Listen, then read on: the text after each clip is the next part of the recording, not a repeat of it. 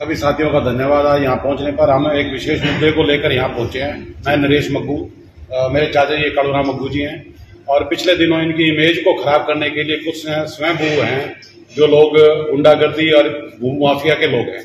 और मेरे चाचा जी की हिस्ट्री में बताया तो बहुत कम शब्दों में, पिछले 45 साल से ये रियल एस्टेट का काम करने पूरे हरियाणा के अंदर। उनके लिए कैथल नया नहीं है, कैथल में भी पिछले 10 साल से काम कर रहे हैं। इन्होंने अपनी अप्रूव्ड कॉलोनियां भी काटी हैं, रोहतक में हर शहर में काटी हुई हैं और बहुत अच्छा व्हाइट कॉलर बिजनेस है इनका। किसी प्रकार का पूरे हरियाणा में किसी भी व्यक्ति के साथ, किसी कंज्यूमर के साथ कोई विवाद नहीं है आज तक। इनके एक पार्टनर थे सोनू वर्मा और कृष्ण वर्मा, दो लोगों ने मिलकर इनको अप्रोच किया, कैथल में आओ आप काम करो। ये कैथल में इन्होंने सर्वे किया, इन्होंने साथ पार्टनरशिप उन्होंने ऑफर की। उनका थोड़ा सा माइनर इसके अंदर शेयर था, इस लैंड के अंदर जो डिस्प्यूट आपको पिछले दिनों पता है। वो लैंड जो उनके हिस्से की थी वो बेच चुके हैं, उनकी पेमेंटें ले चुके हैं। अब उसके बाद 2 साल कुछ रिसेशन था, उस रिसेशन का बेनिफिट उठाते हुए सोनू वर्मा और कृष्ण वर्मा ने जो इनके नाम की जमीनें थी, लोगों को, गरीब आदमियों को, शरीफ आदमियों को बेच के बयाने लेके पैसे खा गए। अब वो लोगों को उन्होंने वहां कब्जा करा दिया जबरदस्ती, अपनी स्किन सेव करने के लिए, अपनी खाल बचाने के लिए लोगों को आगे कर रहे हैं। उनकी कोई जमीन नहीं है, ना उनके पास कोई ऐसा राइट है। मेरा सारे डॉक्यूमेंट्स लेके आया हूं और पिछले दिनों उन दोनों के खिलाफ ये एफआईआर दर्ज हुई है। उसमें मैं आपको आईपीसी एक्ट बताया था 120B, आप सारे साथी पत्रकार पता है कितना गंभीर अपराध है। 120B फर्जी कागज तैयार करके, धोखाधड़ी तैयार करके 420, 467, 468, 471, 506 ये हरियाणा पुलिस ने, कैथल पुलिस ने जांच करने के बाद ये एफआईआर करी है जी, हमारे कहने पे नहीं किया है। खुद आपको भी पता है, कोई इन्होंने कंप्लेंट दी, कोई ऐसे एसपी डीएसपी ऐसे जल्दी नहीं करता। उन्होंने पूरी तहकीकात की, पूरी डीप में गए इस केस की। उनको जब लगा कि वाकई ये लोग अपराधी हैं और लोगों से धोखाधड़ी की, उसके बाद ये हुई है। ये अलग बात है। मैं बताता हूं कि जमानत हर आदमी का राइट है जी, अपराधी लेता ही है।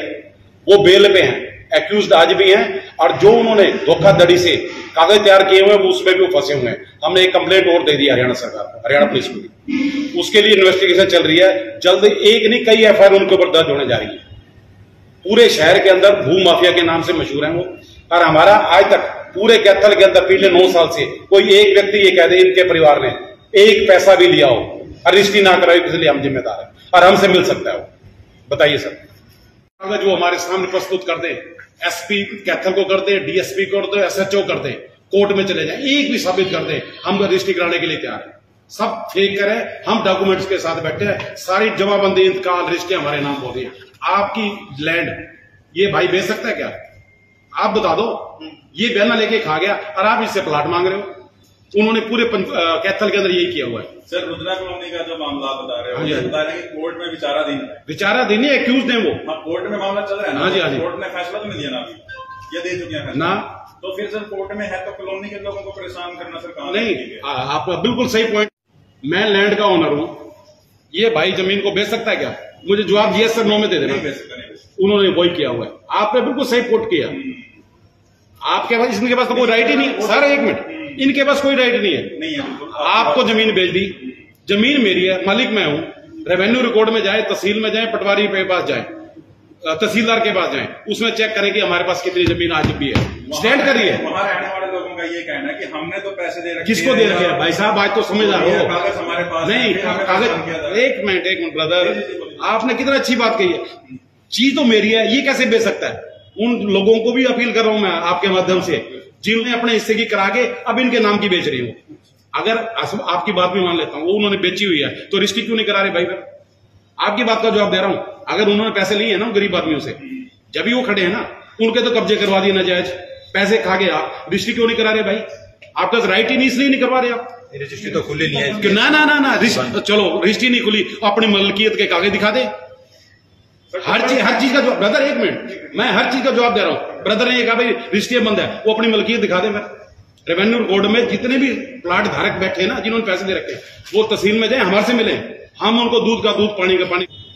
जो आदमी वहां से हमने कही भाई तुम्हारे पास जो हमने नींव खुलवाई, हमारे पास 7-8 आदमी आ गए भाई, कागज भी ले आए भाई हमारे। मैं भाई हम आपके साथ है, कोई वो किसी के साथ पूरा नहीं करेंगे ना, हमने जिसके मकान बने उसको नहीं करेंगे। 3 घंटे बुला बुला के उन्होंने उसके बाद आए, ये पिक्चर बना के आए जो आपके पत्रकार 15-20 गुंडे वही लेके आए थे जो उन्होंने हंगामा कराया था। फिर पुलिस आ गई, मैं बोला भाई हमारे कागज देखो, ये देखो।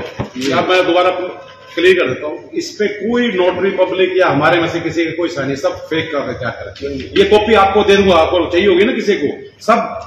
और ये कोर्ट के अंदर यहीं भी फंसेंगे, यहाँ भी फंसेंगे। इसमें ना नोटरी है, कुछ भी नहीं, रसीदी है। तो इस मामले को जो मोदी का आदमी सुलझेगा जब तक वो ईमानदार नहीं होंगे, वो है बेईमान। अब लोग उनसे पैसे मांग रहे हैं, वो कह रहे हैं या तो हमारे को पैसे दे या हमारे को रजिस्ट्री करा दे, वो दोनों नहीं काम कर रहा है।